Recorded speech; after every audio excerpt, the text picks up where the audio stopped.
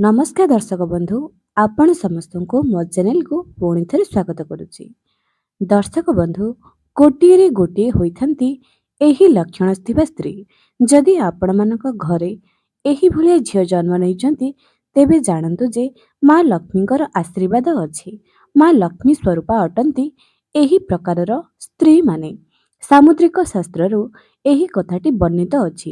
जेउ स्त्रीଙ୍କ पाखरे जेउ झियो बा जेउ महिलाଙ୍କ पाखरे एही भलिया गुण आपण माने देखिबे, एही भलिया लक्षण आपण माने देखिबे, तेबे जानि नेबे जे माँ लक्ष्मीଙ୍କର स्वरूप अटिथांती एही प्रकारर नारी माने। तेबे दर्शक बंधु आमे सेही लक्षण विषय जानिबा। जदि आपणक मानक भितरे एही भितरु गोटे भी लक्षण देखा जाए ताहले आपण बहुत भाग्यशाली अटंती। आपणकर स्वामीଙ୍କର ଭାଗ୍ୟରେ ନିଶ୍ଚୟ ଉନ୍ନତି ଆସିଥାଏ। ଲୋକଙ୍କର କଥାରୁ ବି ଆପଣମାନେ ଶୁଣିଥିବେ। ଏମିତି ଗାଁ ଗହଳିରେ ଲୋକମାନେ ଏହି ଭଳିଆ କଥା ମଧ୍ୟ କହିଥାନ୍ତି ଯେ ଏହି ଝିଅଟି ବହୁତ ଭାଗ୍ୟଶାଳୀ। ଆଗ କାଳରେ ଲୋକମାନେ ଏସବୁ ଉପରେ ବହୁତ ଜାଣିଥିଲେ ଏବଂ ଆଜି ବି 90% ଲୋକ ଏହି କଥାକୁ ବିଶ୍ୱାସ କରିଛନ୍ତି ଏବଂ ଏହା ସତ୍ୟ ମଧ୍ୟ ପ୍ରକାଶିତ ହୋଇଛି। ତେବେ ଚାଲନ୍ତୁ କେଉଁ ଲକ୍ଷଣ ଥିବା ସ୍ତ୍ରୀମାନେ ଅତ୍ୟଧିକ ସୁନ୍ଦର, ସୁଶୀଳ, ଗୁଣବାନ ଏବଂ ଭାଗ୍ୟଶାଳୀ ମାଁ ଲକ୍ଷ୍ମୀଙ୍କର ସ୍ୱରୂପ କେଉଁମାନଙ୍କ ଲକ୍ଷଣରୁ ଆମେମାନେ ଜାଣିବା। या संपर्कରେ ଆଜିର ଭିଡ଼ିଓରେ ଆପଣମାନଙ୍କୁ ଆଗକୁ ବତାଇବି।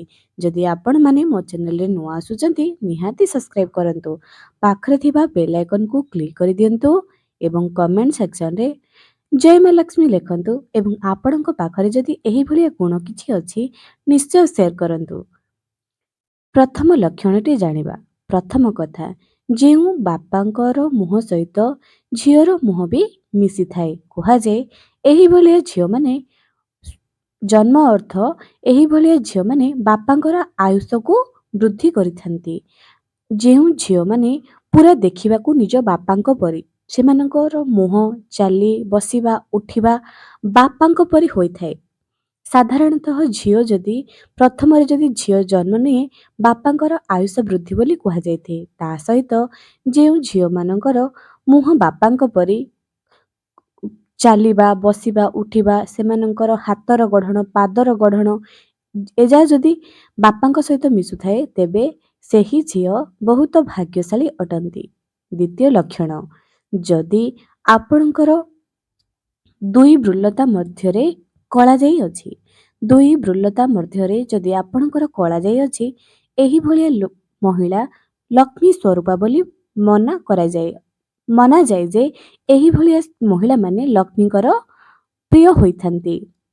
ତୃତୀୟ ଲକ୍ଷଣ, ଯେଉଁ ମହିଳାମାନଙ୍କର ପାଦର ତଳଭାଗ ଚିକଣ, ପାଦ ସୁନ୍ଦର ହୋଇଥାଏ ଏବଂ ପାଦର ଆଙ୍ଗୁଠି, ବୁଢ଼ା ଆଙ୍ଗୁଠି ପାଖରେ ଯେଉଁ ଆଙ୍ଗୁଠି ଅଛି ଏହି ଆଙ୍ଗୁଠି ସାମାନ୍ୟ ବଡ଼ ହୋଇଥିବ, ବୁଢ଼ା ଆଙ୍ଗୁଠି ଅପେକ୍ଷା ସାମାନ୍ୟ ବଡ଼ ହୋଇଥିବ ଏବଂ ସେହି ପାଦର ତଳଭାଗ ଚିକଣ ହୋଇଥିବ, ପାଦର ଗୋଇଠି ଈଷତ୍ ଲାଲ ହୋଇଥିବ।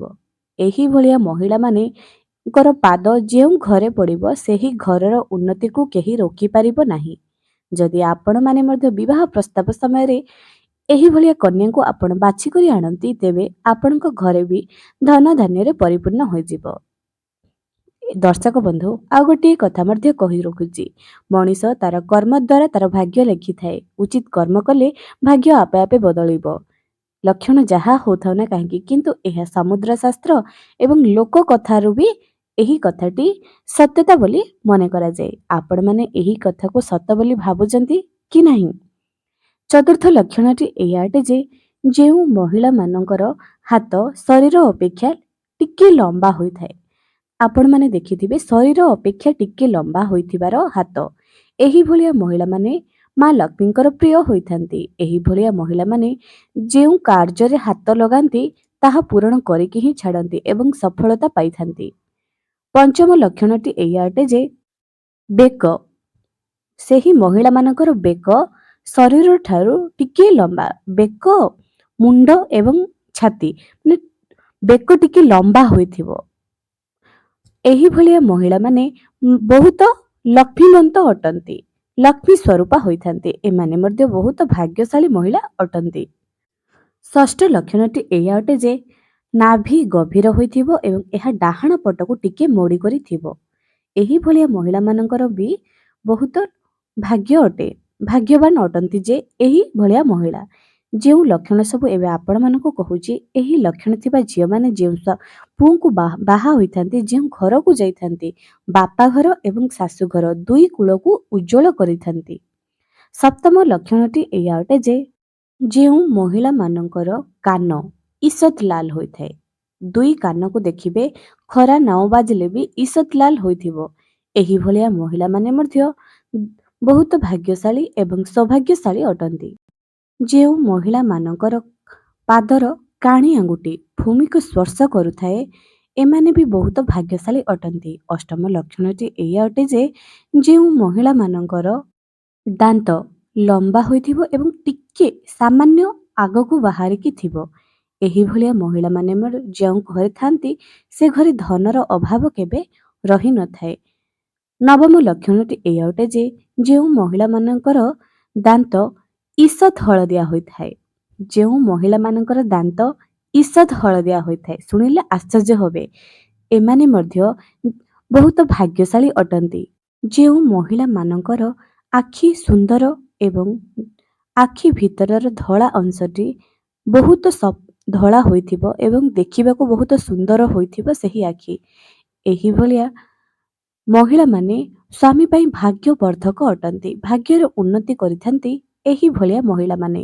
ନବମ ଲକ୍ଷଣଟି ଏଇଆ ଅଟେ ଯେ ଯେଉଁ ମହିଳାମାନଙ୍କର ମଥାଟି ସମତଳ ହୋଇଥିବ ଏବଂ ବଡ଼ ହୋଇଥିବ, ଯଦି ହାତର ଚାରି ଆଙ୍ଗୁଳି ଆପଣଙ୍କ କପାଳରେ ରହିଯାଉଛି ଏବଂ ସିନ୍ଦୁର ଲଗାଇବାର ଜାଗା ଯାହାକି ଅଧିକ ଗେପ୍ ହୋଇ ରହୁଛି, ସିନ୍ଦୁର ଲଗାଇବା ପାଇଁ ଅଧିକ ଜାଗା ମିଳୁଛି, ତେବେ ଏହିଭଳିଆ ମହିଳାମାନେ ସ୍ୱାମୀଙ୍କର ଦୀର୍ଘାୟୁର ପ୍ରତୀକ ହୋଇଥାନ୍ତି। ଏହିଭଳିଆ ମହିଳାମାନଙ୍କର ସ୍ୱାମୀମାନେ ଦୀର୍ଘାୟୁ ଏବଂ ଭାଗ୍ୟର ଉନ୍ନତିକାରୀ ହୋଇଥାନ୍ତି। ଯେଉଁ ସ୍ତ୍ରୀମାନଙ୍କର କାନର ଉପର ଭାଗ ଚଉଡ଼ା ଏବଂ କାନର ତଳ ଭାଗଟି ସରୁ ହୋଇ ଗୋଜିଆ ଆକାରର ହୋଇଥିବ, କାନର ତଳ ଭାଗଟି ସରୁ ହୋଇଥିବ, ଉପର ଭାଗଟି ଟିକେ ଚଉଡ଼ା ହୋଇ ରହିଥିବ, ତା ସହିତ ଯଦି କାନଟି ଟିକେ ବାହାରକୁ ବାହାରିକି ରହିଥିବ, ଏହିଭଳିଆ ମହିଳାମାନେ ବିଦ୍ୟାବାନ ବି ଅଟନ୍ତି, ସେମାନେ ସେମାନଙ୍କ କ୍ୟାରିୟରରେ ଭଲ ପାଠ ବି ପଢ଼ିଥାନ୍ତି ଏବଂ ଏହିଭଳିଆ ମହିଳାମାନେ ଜୀବନର ଉନ୍ନତି ତ ବହୁତ କରିଥାନ୍ତି, ଯାହା ଘରକୁ ଯାଇଥାନ୍ତି ସେହି ଘରର ଉନ୍ନତି ଉତ୍ତରୋତ୍ତର ହୋଇଥାଏ, ଚାରିଆଡ଼ୁ ଉନ୍ନତି ହିଁ ହୋଇଥାଏ। ଶିକ୍ଷା ବିଦ୍ୟା କ୍ଷେତ୍ରରେ, ସମାଜ କ୍ଷେତ୍ରରେ ବହୁତ ଉନ୍ନତି କରିଥାନ୍ତି ଏହିଭଳି ମହିଳାମାନେ। ଯେଉଁ ମହିଳାମାନଙ୍କର ପାଦର ଆଙ୍ଗୁଠି ଗୋଲାକାର ଏବଂ ଟିକେ ଉଠି କରିଥିବ, ଏହିଭଳିଆ ମହିଳାମାନେ ବହୁତ ଭାଗ୍ୟଶାଳୀ ହୋଇଥାନ୍ତି ଏବଂ ତାଙ୍କ ପାଇଁ ଏମାନେ ବହୁତ ସୁଖ ସୁବିଧା ବି ପାଇଥାନ୍ତି, ତାଙ୍କ ପାଇଁ ତାଙ୍କ ପରିବାର ବି ବହୁତ ଲାଭକାରୀ ହୋଇଥାନ୍ତି। ଯେଉଁ ମହିଳାମାନଙ୍କର ଶରୀର ବାମ ଭାଗରେ ଅଧିକ କଳା ଯାଇଥିବ, ଡାହାଣ ଭାଗ ଅପେକ୍ଷା ବାମ ଭାଗରେ ଯଦି ଅଧିକ କଳା ଯାଇଥିବ, ଏହିଭଳିଆ ମହିଳାମାନେ ପରିବାର ପାଇଁ ବହୁତ ସୁଖୀ ହୋଇଥାନ୍ତି, ପରିବାରର ଚିନ୍ତା କରିଥାନ୍ତି, ପରିବାରକୁ ଆପଣାକରି ଏକାଠି କରି ରଖିଥାନ୍ତି, ପରିବାରକୁ ବହୁତ ଭଲ ପାଇଥାନ୍ତି, ପରିବାରକୁ ଏକଜୁଟ କରି ରଖିବାରେ ଏହିଭଳିଆ ମହିଳାମାନେ ପ୍ରଥମରେ ଥାନ୍ତି। ତାପର ଲକ୍ଷଣଟି ଏଇଆ ଅଟେ ଯେ ଯେଉଁ ମହିଳାମାନଙ୍କର ଗୋଡ଼, ଯେଉଁ ମହିଳାମାନଙ୍କର ଗୋଡ଼ ଯେତେବେଳେ ଭୂମିରେ ରହିବ ଟିକେ ଉଠିକରି ରହିବ, ସର୍ପ ଆକାରରେ ଯଦି ଆଙ୍ଗୁଠି ସବୁ ଥିବ, ଏହିଭଳିଆ ମହିଳାମାନେ ମଧ୍ୟ ବହୁତ ଉତ୍ତରୋତ୍ତର ଉନ୍ନତି କରିଥାନ୍ତି, ସ୍ୱାମୀ ପାଇଁ ବହୁତ ଧନଦାୟକ, କେବେ ବି ଧନର ଅଭାବ ରହିନଥାଏ ଏହିଭଳିଆ ମହିଳାମାନେ ଯେଉଁ ଘରେ ବି ଥାଆନ୍ତି। ଯେଉଁ ମହିଳାମାନଙ୍କର ପାଦ ଲମ୍ବା ହୋଇଥାଏ, ସେହି ମହିଳାମାନେ ମା ଲକ୍ଷ୍ମୀଙ୍କର ସ୍ୱରୂପ ହୋଇଥାନ୍ତି, ସେ ଯେଉଁ ଘରେ ବି ବିବାହ କରନ୍ତି ସେହି ଘରେ କେବେ ଧନର ଅଭାବ ରହିନଥାଏ। ଯେଉଁ ମହିଳାମାନଙ୍କର ଆଖି ବଡ଼ ହୋଇଥାଏ, ସେହି ମହିଳାମାନେ ଦୟାଳୁ ସ୍ୱଭାବର ହୋଇଥାନ୍ତି, ପରୋପକାର ହୋଇଥାନ୍ତି ଏବଂ ବୁଦ୍ଧିମାନ ବି ହୋଇଥାନ୍ତି, ଅନ୍ୟର ଦୁଃଖ ଦେଖିଲେ ଜମା ବି ସହିପାରନ୍ତି ନାହିଁ। ଯେଉଁ ମହିଳାମାନଙ୍କର ଆଖି ପଦ୍ମ ପରି ଦେଖିବା ପାଇଁ ତା ସହିତ ଈଷତ୍ ନୀଳ ହୋଇଥାଏ, ଏହି ମହିଳାମାନେ ଦେଖିବାକୁ ବହୁତ ସୁନ୍ଦର ହୋଇଥାନ୍ତି ଏବଂ ଏହିଭଳି ମହିଳାମାନେ ସ୍ୱାମୀଙ୍କର ଭାଗ୍ୟରେ ବହୁତ ଉନ୍ନତି ଆଣିଥାନ୍ତି। ଏବଂ ଏହିଭଳି ମହିଳାମାନେ ଲକ୍ଷ୍ମୀ ସ୍ୱରୂପ ହୋଇଥାନ୍ତି। ତେବେ ଦର୍ଶକ ବନ୍ଧୁ, ଆପଣମାନଙ୍କ ଭିତରେ ଏହି ଭିତରୁ କେଉଁ ଲକ୍ଷଣ ଅଛି କମେଣ୍ଟ ସେକ୍ସନରେ ନିଶ୍ଚୟ ଜଣାନ୍ତୁ। ଆଜି ପାଇଁ ରହିଲି, ପୁଣି ଦେଖା ହେବ ଆଗାମୀ ଏକ ସୁନ୍ଦର ଭିଡ଼ିଓରେ।